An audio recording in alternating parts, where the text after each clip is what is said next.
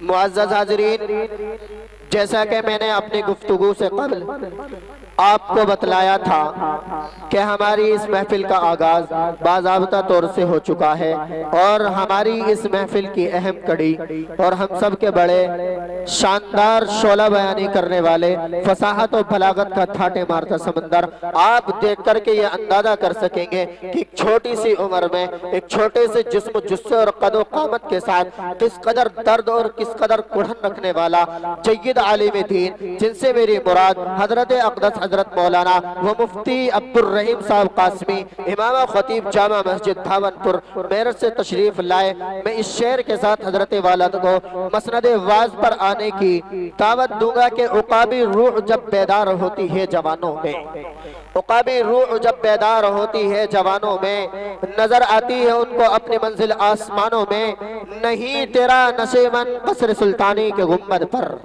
نہیں تیرا نشیمن قصر سلطانی کے گنبد پر، تو شاہی ہے بسیرا کڑ پہاڑوں کی چٹانوں میں۔ حضرت مفتی عبد الرحیم صاحب قاسمی دامت برکاتہم العالیہ مائک پر۔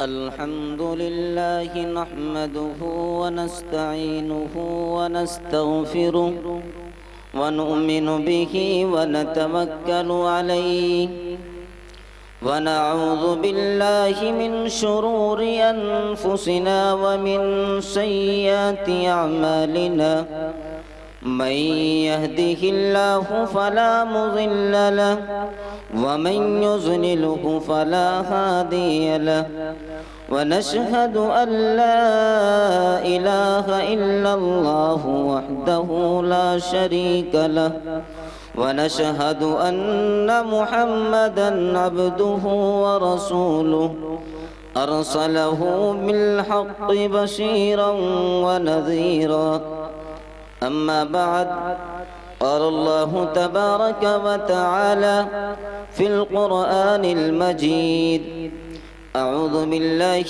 من الشيطان الرجيم بسم الله الرحمن الرحيم وصارعوا إلى مغفرة من ربكم وجنة عرضها السماوات والأرض أعدت للمتقين الذين ينفقون في السراء والضراء والكاظمين الغيظ والعافين عن الناس والله يحب المحسنين صدق الله العظيم۔ اے خدا میں تجھے اپنا خدا تسلیم کرتا ہوں، اے خدا میں تجھے اپنا خدا تسلیم کرتا ہوں، سب سے بڑا تجھے تسلیم کرتا ہوں۔ تیرا ہی نام آتا ہے میرے ہونٹوں پہ رہ رہ کر، تیرا ہی نام آتا ہے میرے ہونٹوں پہ رہ رہ کر، تجھے ہی لائق حمد و ثنا تسلیم کرتا ہوں۔ حضرات مکرم، اسٹیج پر رونق افروز علماء دین اور ہم سب کے بڑے مکرم فرما، اس مدرسے کے روح رواں، اپنی جان قربان کرنے والے، رات دن محنت اور مشقت اٹھانے والے میرے بڑے بھائی جناب حضرت اقدس مولانا و مفتی و قاضی عبدالہادی صاحب دامن برکاتہم العالیہ کے حکم کی تعمیل کرتے ہوئے چند لمحات کے لیے آپ کی خدمت میں حاضر ہوا، اور اس مدرسے کے اندر، اس چمن کے اندر پہلی مرتبہ حاضری کا شرف حاصل ہوا۔ اللہ رب العزت کی بارگاہ میں دعا گو ہوں کہ اللہ عز و جل صحیح صحیح بات کہنے کی اور پھر ہم سب کو اس پر عمل کی توفیق مرحمت فرمائے۔ آپ حضرات کے سامنے قرآن مقدس کی 2 آیت تلاوت کی، مختصر وقت میں انہی کی وضاحت کرتے ہوئے اپنی بات کو سمیٹنے کی کوشش کروں گا۔ اللہ رب العزت نے قرآن کریم کے اندر ارشاد فرمایا وَسَارِعُوا إِلَى مَغْفِرَةٍ مِّن رَبِّكُمْ کہ دوڑو تم میرے رحمت کی طرف، میرے بخشش کی طرف۔ اے کائنات میں بسنے والو انسانوں، اللہ کا یہ فرمان سنو اور پھر اس کو دل کے کانوں سے سنتے چلے جانا اور آب زر سے لکھ لینا۔ اللہ نے فرمایا اے کائنات کے لوگوں، میری رحمت کی طرف دوڑو، میرے بخشش کی طرف دوڑو۔ سوال ہوا اے اللہ تیری رحمت کی طرف دوڑیں کیسے، تیری رحمت کی طرف دوڑ کیسے لگائیں؟ بڑے کے غیور نوجوانوں، میرے بزرگوں میں بتاتا ہوں کہ رب کو کون سا دوڑنا پسند ہے۔ ارے ہاں، تو کام سے فارغ ہوا، رب کے گھر کی طرف چل دیا، یعنی نماز کے لیے چلا۔ رب کعبہ کی قسم، علماء موجود ہیں، معلوم کر لینا تو نماز کے لیے نہیں بلکہ رب کے دربار کی طرف دوڑا ہے۔ اس سے آگے بڑھ کر کے کہوں، رمضان کا مہینہ آیا، تو نے بھوک کی شدت کو برداشت کیا، گرمی کی تپش کو برداشت کیا، سب کچھ پورے دن برداشت کیا۔ شام کو افطار کا وقت ہوا، افطار کر لیا۔ ابھی دھوپ پیاس کی شدت نے تجھے آرام سے نہ رہنے دیا تھا، لیکن تراویح کا وقت ہو گیا اور پھر تو جا کر کے رب کائنات کے دربار میں رب کے سامنے کھڑا ہو گیا۔ رب کی قسم، یہی تو رب کی طرف دوڑنا کہلاتا ہے۔ اور یہ دوڑنا میں نے رب کو کتنا پیارا ہے آپ اندازہ نہیں لگا سکتے، کتنا پیارا ہے۔ آؤ میرے نوجوانوں ذرا توجہ کے ساتھ سنو کہ جو نوجوان میرا بزرگ پورے مہینے رمضان کے روزے رکھتا ہے، رات کو تراویح کے اندر کھڑا ہو کر کے قرآن کریم کو سنتا ہے، ابھی نیند بھی پوری نہیں ہوتی، سحر کے لیے اٹھ جاتا ہے، برکتی کھانا اٹھاتا ہے۔ ہاں، کتنے میرے بزرگوں ہیں جو رات کو سوتے نہیں ہیں، اپنے رب کو راضی کرنے کے لیے تہجد میں کھڑے ہو جاتے ہیں۔ تو پھر ان کا مقام، ان کا ٹھکانہ کیا ہے؟ سنو، کملی والے کا فرمان یہ ہے، جس نے رمضان کا مہینہ اللہ کے حکم کے مطابق گزارا، اللہ کے رسول صلی اللہ علیہ وسلم کے طریقے کے مطابق گزارا، تو میرے نبی کا فرمان یہ ہے ما تقدم من ذنبک، اس کے پچھلے تمام گناہوں کو میرا رب معاف فرما دیتا ہے۔ یہ میرے رب کی رحمت کی طرف دوڑنا ہے۔ اب سوال پیدا ہوا، اے رب کریم، اتنی محنتیں کریں گے، آپ کی رحمت کی طرف دوڑیں گے، آپ کی بخشش کی طرف چلیں گے، ملے گا کیا؟ قرآن کہتا ہے وَسَارِعُوا إِلَى مَغْفِرَةٍ مِّن رَبِّكُمْ وَجَنَّةٍ، تم میری رحمت کی طرف دوڑو گے، میں تمہیں جنت عطا کروں گا۔ میرے مولا کیسی جنت؟ ہم نے تو دیکھی نہیں، ہم جانتے نہیں جنت کیسی ملے گی۔ آؤ بڑے کے رہنے والوں، قرآن کو پڑھو نہیں، سمجھنے کی کوشش کرو قرآن کیا پیغام دیتا ہے۔ قرآن کہتا ہے وَسَارِعُوا إِلَى مَغْفِرَةٍ مِّن رَبِّكُمْ وَجَنَّةٍ عَرْضُهَا السَّمَاوَاتُ وَالْأَرْضُ، اس جنت کی چوڑائی یہ ہے، اس زمین، یہ آسمان نہیں بلکہ اس کے علاوہ جتنے آسمان ہیں ان کے برابر اس کی چوڑائی اور اس کا فرنٹ۔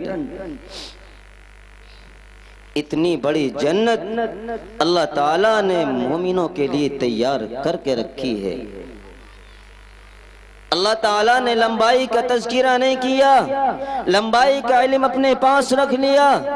اے اللہ، جب جنت کی چوڑائی اتنی ہے، میرے مولا یہ تو بتا دے کہ جنت بنی کس کے لیے ہے، جنت کس کو ملے گی۔ آؤ یہ بھی قرآن سے پوچھتے ہیں۔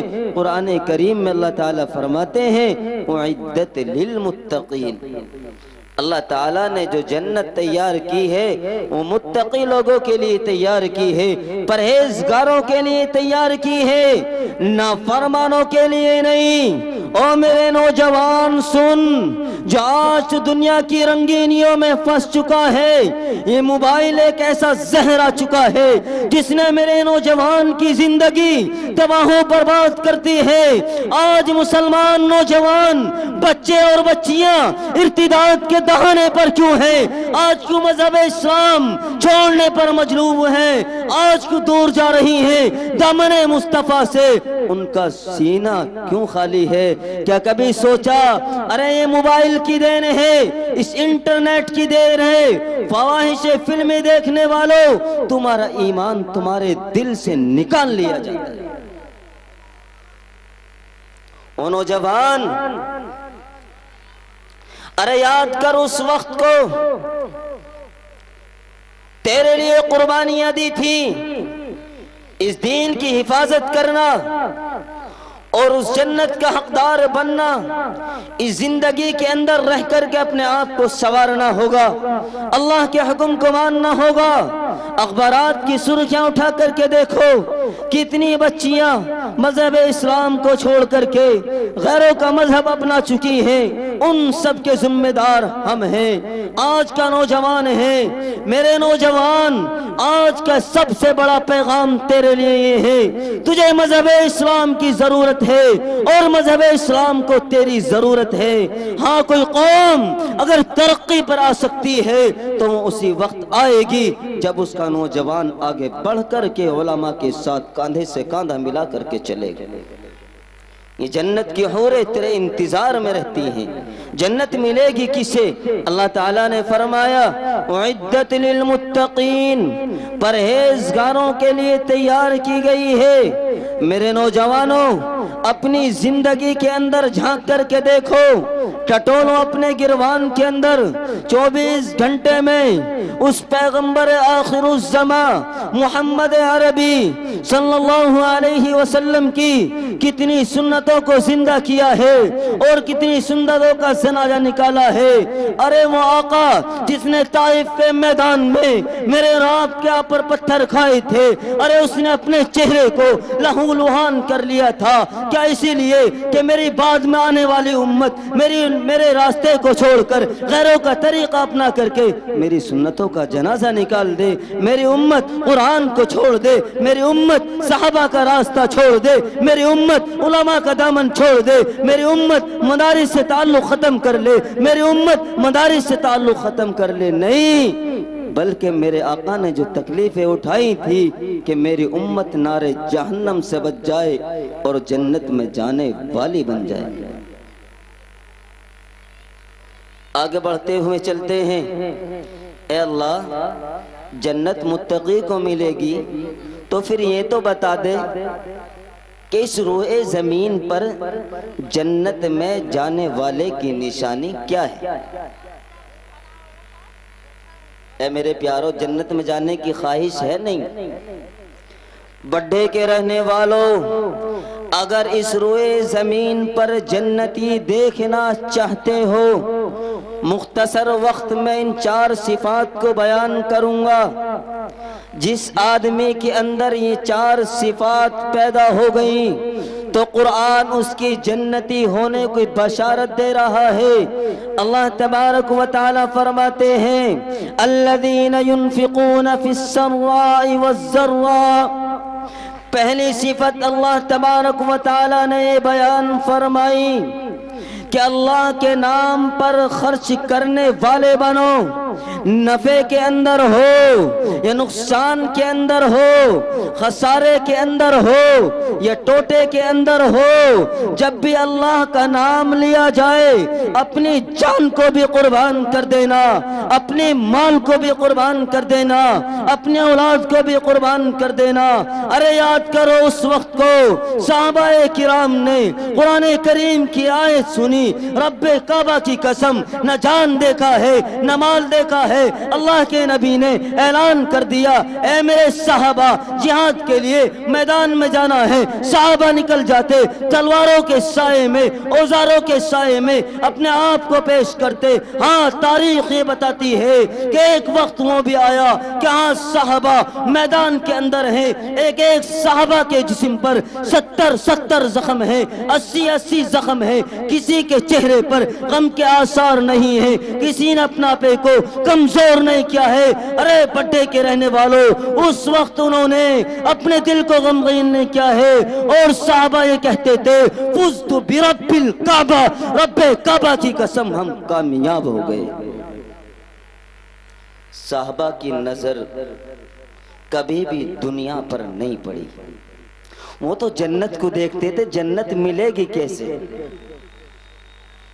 یاد رکھو پیارو، جیسے جان کی قربانی دینی ہے مال کی قربانی بھی دینی پڑے گی۔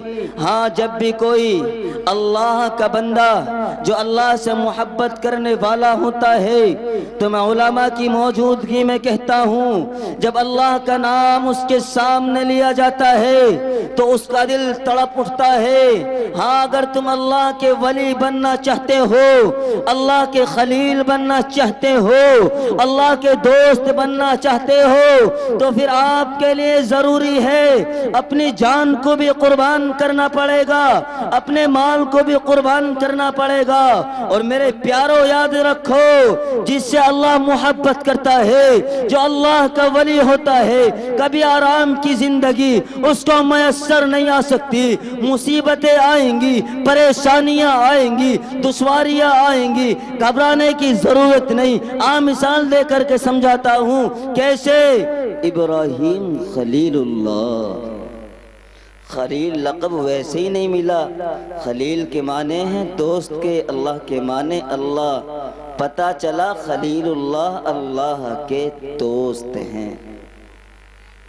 کیسی قربانی مختصراً وقت میں میرے پیارو دیکھو، اللہ کا پیغمبر ہے، اللہ چاہتا تمام مصیبتوں سے چھٹکارا دے دیتا، اللہ کن کہتا تمام چیزوں سے چھٹکارا مل جاتا، لیکن نہیں، حضرت ابراہیم علیہ السلام ابھی بچپن کی حالت میں ہیں، گھر سے نکال دیا جاتا ہے۔ میرے نوجوانوں غور کرو اس وقت کو، اپنی آنکھوں میں اپنے دل کے اندر اس منظر کو لے کر کے آؤ۔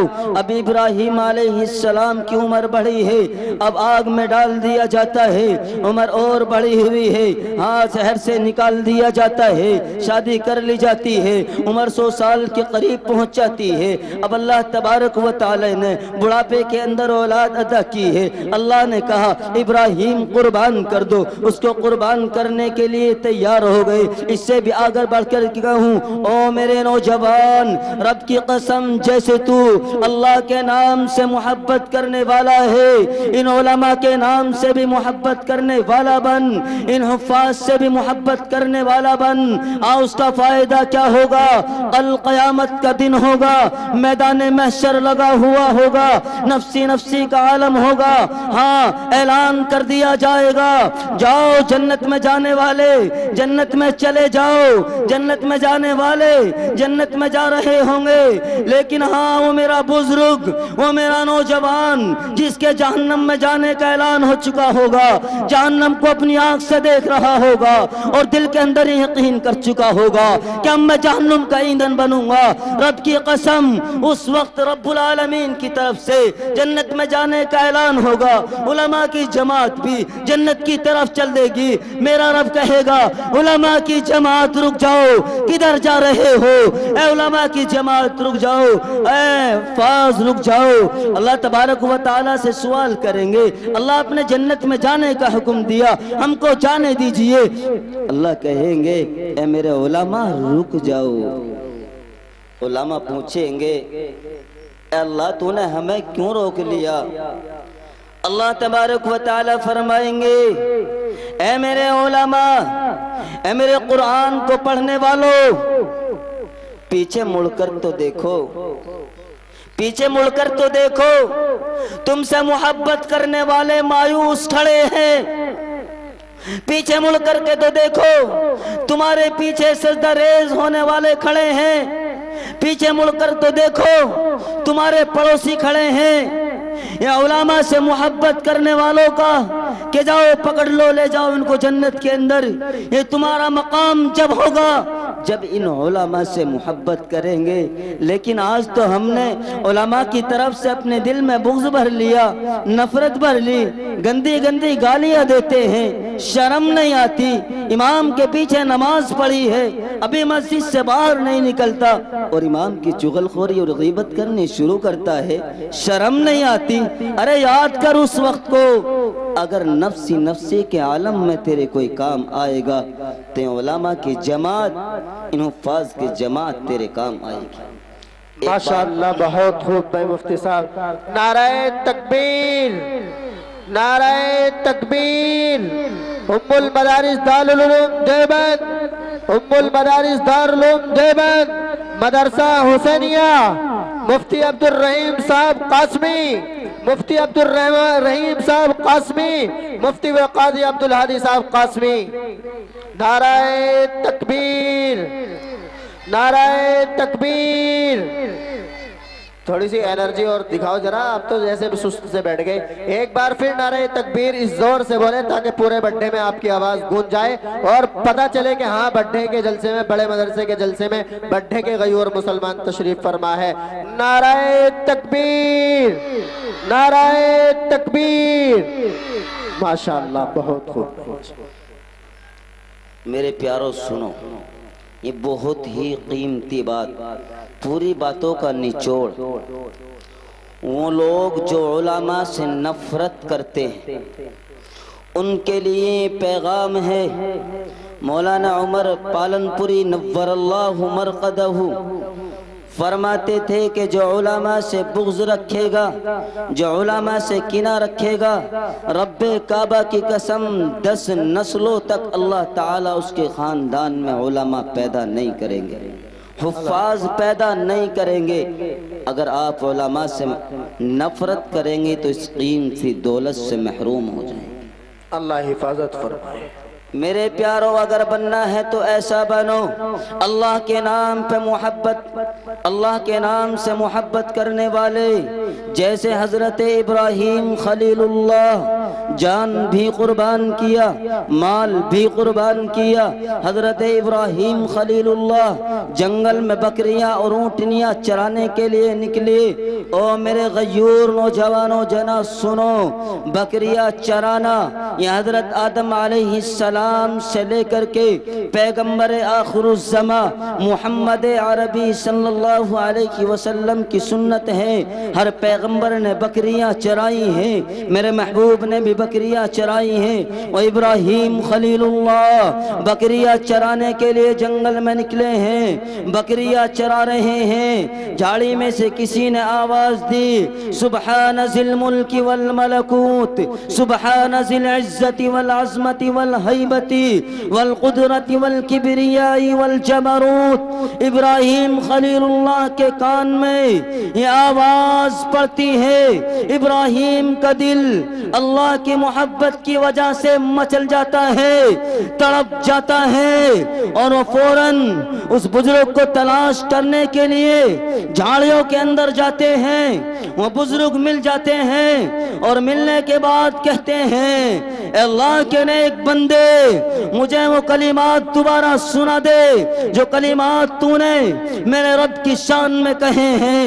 وہ بزرگ کہتا ہے کہ اللہ کے بندے وہ فری میں نہیں سنائے جاتے، بلکہ ان کی تو قیمت ادا کرنی پڑتی ہے۔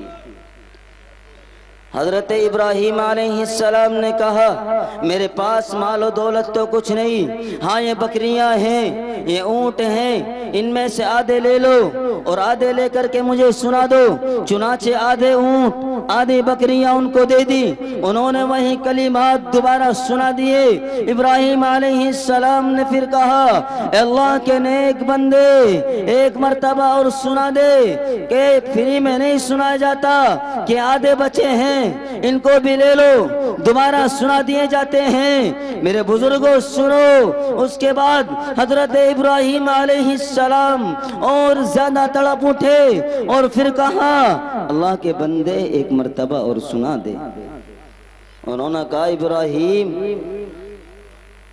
اب تو تیرے پاس بکریاں ختم ہو گئی، اونٹ ختم ہو گئے، اب کیا دو گے؟ حضرت ابراہیم علیہ السلام نے کہا کہ اللہ کے نیک بندے بکریاں ختم ہو گئی، اونٹ ختم ہو گئی، آپ کو ایک نوکر کی ضرورت پڑے گی، میں آپ کو ان بکریاں چرانے کے لیے اونٹ چرانے کے لیے تیار ہوں، لہذا آپ مجھے میرے رب کی ایک مرتبہ اور تعریف سنا دے۔ میرے پیارو جب یہ کلمات اس نوجوان بزرگ نے سنے اس کی آنکھ سے آنسو نکل کر کے آ گئے۔ ہاں اس نے کہا اے ابراہیم میں کوئی انسان نہیں، اللہ آپ کی بڑی تعریف کرتے ہیں، میں نے بھی سوچا ابراہیم کو کیوں نہ آزمایا جائے، میں اللہ کی نورانی مخلوق فرشتہ ہوں، آپ کو آزمانے کے لیے آیا۔ میرے نوجوان تیرے اوپر آزمائشیں آئیں گی، جب تو اللہ کے حکم کو مان کر کے زندگی گزارے گا رب کی قسم تجھے آزمایا جائے گا۔ اگر تو جنت کا راستہ اختیار کرے گا مصیبتیں آ کر کے تیرے پر ڈیرا ڈال لیں گی، تجھے گھبرانے کی ضرورت نہیں ہے۔ وہاں ابراہیم نے اپنا نمبر پاس کیا تھا اور آج تجھے بھی پاس کرنے کی ضرورت ہے۔ ماشاءاللہ ماشاءاللہ۔ تو پہلی نشانی جو قرآن کریم نے بتلائی اس روئے زمین پر وہ ہے اللہ کے نام پر، اللہ کے راستے میں اللہ کا نام لینے والوں پر خرچ کرنا، آپ نفع کے اندر ہو یا نقصان کے اندر۔ اللہ تبارک و تعالی نے بیان فرمائی والکاظمین الغیظ، غصے کو قابو میں رکھو۔ میرے نوجوان اگر میں کہتا چلوں کہ آج جتنا نقصان اس امت مسلمہ کو غصے سے ہوا ہے شاید کہ کسی سے نہ ہوا ہو۔ علماء کی جماعت کے ساتھ میں یہ کہہ سکتا ہوں کہ آج ہمارا خاندان اگر بربادی کے دہانے پر ہے اس کی وجہ ہے غصہ۔ باپ بیٹوں کا چہرہ دیکھنا گوارا نہیں کرتا، اس کی وجہ ہے غصہ۔ ماں بیٹی سے نہیں بولتی، بھائی بھائی سے نہیں بولتا، خاندان والوں میں جھگڑا، اس کی وجہ ہے غصہ۔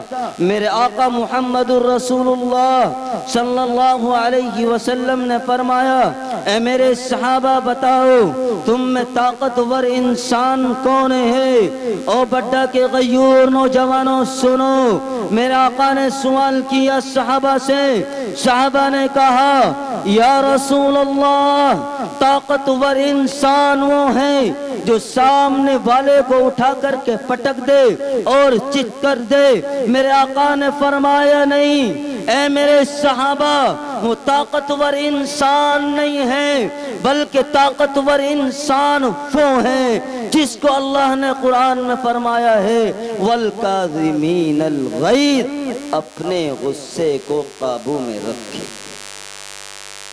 رب کی قسم اگر تو غصے کو قابو میں رکھے گا، اگر تو نے دنیا میں اللہ کی نافرمانیاں بھی کی ہیں، اللہ کے حکم کو توڑا ہے لیکن اللہ کی وحدانیت کا اقرار کیا ہے، محمد الرسول اللہ کی رسالت کا اقرار کیا ہے، حدیث شریف کے اندر آتا ہے کہ اللہ تبارک و تعالی ایک انسان کو حکم دیں گے کہ جا تیرا داخلہ جنت میں ہے، جنت میں چلا جا، وہ جانے کے لیے تیار نہیں ہوگا، کہ میرے اعمال ایسے نہیں تھے میں جنت میں چلا جاؤں، میرا کردار ایسا نہیں تھا میں جنت میں چلا جاؤں، فرشتوں سے کہیں گے اس کو لے جاؤ جنت کی طرف، وہ جانے کے لیے تیار نہیں ہوگا، رب کہے گا پکڑ کے لاؤ، میری طرف لے کر کے آؤ، پردے درمیان میں حائل ہوں گے، اللہ کہیں گے میرے بندے بتا جنت میں کیوں جانا نہیں چاہتے؟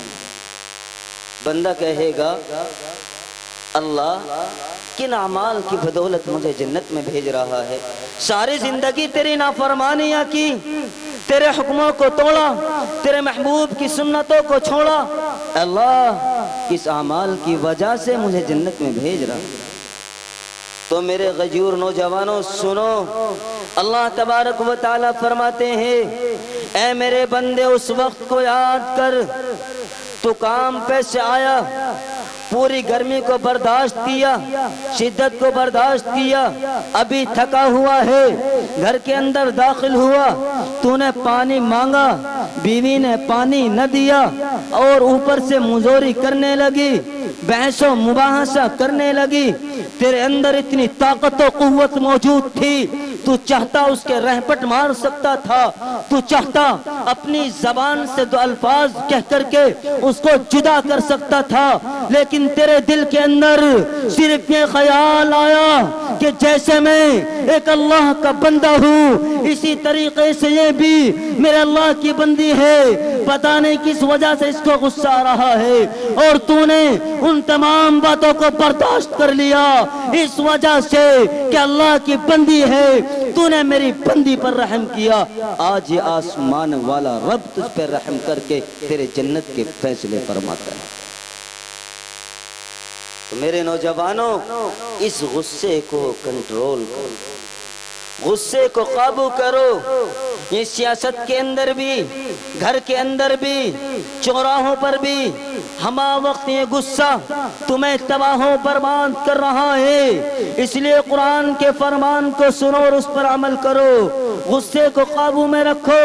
غصہ قابو میں کرنے کا طریقہ یہ ہے، اگر کھڑے ہوئے ہو میرے آقا کا فرمان ہے بیٹھ جا، اگر بیٹھا ہوا ہے میرے آقا کا فرمان ہے لیٹ جا، ہاں اگر لیٹا ہوا ہے غصہ ٹھنڈا نہیں ہوتا تو آ میرے نوجوان پھر وضو کر اور وضو کا پانی اپنے بدن پہ مل لے، رب کی قسم غصہ ٹھنڈا ہو جائے۔ ماشاءاللہ۔ دو باتیں بالکل ایک منٹ میں بات کر کے ختم کرتا ہوں۔ آگے دو نشانی، اس روئے زمین پر اگر جنتی دیکھنا چاہتے ہو، والعافین عن الناس، اور لوگوں کے معاف کرنے والے بنے۔ آج معافی کا نام نہیں، ہم چھوٹے سے چھوٹا کوئی نقصان ہو جائے، لڑائی ہو جائے، معافی کا درجہ مسلمان نے ختم کر دیا، اللہ کے حکم کو ٹھکرا دیا، اللہ کے فرمان کو ٹھکرا دیا۔ میرے پیارو معاف کرنے والے بنو۔ کیسے معاف کرنے والے؟ اگر ٹھنڈی کا موسم ہو، ٹھنڈی ہوائیں چل رہی ہو، کوئی اوپر ٹھنڈا پانی گر دے تو کتنا غصہ آئے گا۔ آؤ چلو نواسے رسول محمد عربی صلی اللہ علیہ وسلم کے نواسے حضرت حسن رضی اللہ تعالی نے اپنی باندھی سے ٹھنڈی کے اندر ٹھنڈی ہوائیں چل رہی ہیں، پانی مانگا، تھوڑا سے پانی بدن کے اوپر گر گئے۔ اب غصہ آیا، باندھی پڑی ہوئی تھی، اس نے کہا والکاظمین الغیظ، اللہ والوں کی پہچان یہ ہے غصے کو قابو میں رکھتے ہیں۔ وہ معاف کر دیا، غصے کو قابو میں کر لیا کہ قابو میں نہیں رکھتے وہ والعافین عن الناس، لوگوں کو معاف بھی کر دیتے ہیں۔ نواز رسول نے کہا جا تجھے معاف بھی کر دیا، واللہ کہ معاف ہی نہیں کرتے، احسان بھی کرتے ہیں، واللہ یحب المحسنین کہ جا تجھے آزاد بھی کر دیا۔ وآخر دعوانا الحمدللہ رب العالمین۔ ماشاءاللہ۔